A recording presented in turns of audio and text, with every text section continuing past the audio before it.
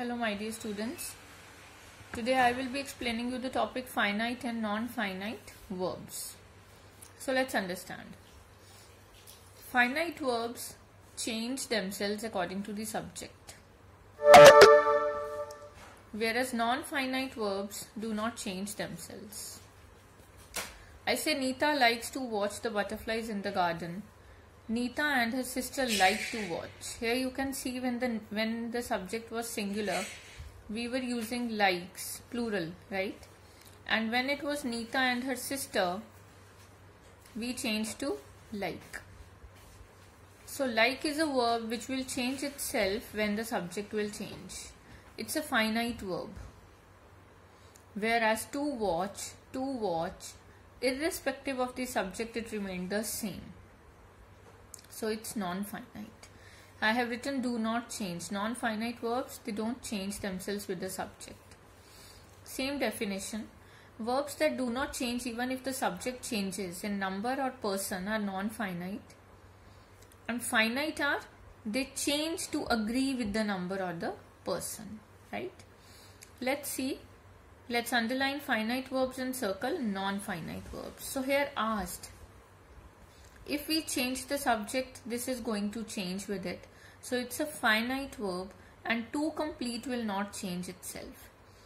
Same way, I like to walk on the wet grass. If I make it he, here likes will come. So it will change accordingly, right? So like is finite and to walk is non-finite. The mountain seems too steep for us to climb. The mountain is plural. The mountain ranges seem too steep. If I change the subject, seems will change itself and to climb will not change.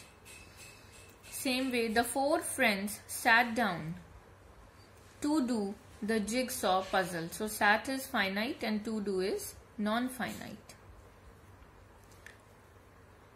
The policeman told the driver to park at the end of the street. Told is finite, whereas to park will not change itself even when we change the subject, so it is non-finite. We go to the park to play in the evening. So go is finite and to play is non-finite. The farmers get ready to plow the fields. So get is a verb which will change. I said the farmer, or I say a farmer, I make it singular, here gets will come. So it will change, it's finite, and to plow is non-finite. It will not change with the change in the subject. The lions pounce on the deer to kill it, or the lion pounced on the deer to kill it. So pounce is finite, whereas to kill is non-finite. We have one more related exercise, finite and non-finite, and we have to fill it accordingly.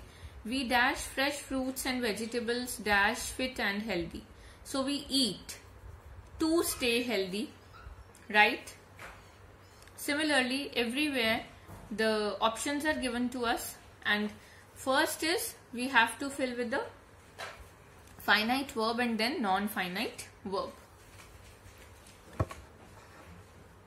Then let us understand three kinds of non-finite verbs. Now we have non-finite verbs and we have three kinds. There are infinitives, gerunds and participles. So see, here I have underlined infinitives and gerunds and written they function as noun, and participles, they function as adjectives. So I will be explaining you all these three one by one. Let us first understand infinitives. Infinitives, he wants to continue working. So to continue is a verb which will not change itself with the change in the subject, right? Infinitive, it's an infinitive. Why? An infinitive is a non-finite verbal noun which can function like a noun, the object of a transitive verb or the complement.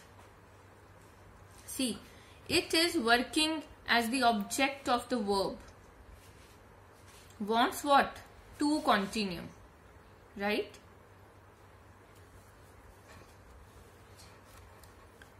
The infinitive can function as the subject of a verb. Again, wants what? To continue. So it is basically related with the verb. The infinitive can sometimes function as the object of a verb in the sentence, and infinitives can be used with or without to. The infinitives which are used with to are called to infinitives. So here we are using the infinitive with to, right? But there are infinitives which don't use to with them, and those are called bare infinitives. For example, let us go outside. So let is again a verb and go is acting as the object of it. Let what? Go. Dare what? Say. Right? So we will understand with the help of examples. We have to rewrite these infinitives. See, Aunt Kopal warned Mihika against driving rashly.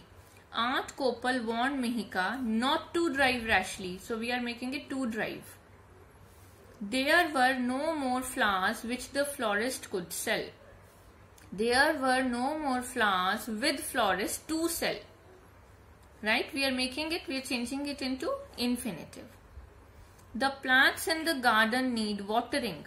The plants in the garden need to be watered. And you can see there is a change in the tense even when we are changing the sentences to infinitives, when we are using infinitives. Gina hoped that she would win the painting competition.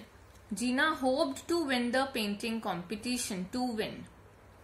This house needs repairing, needs to be repaired.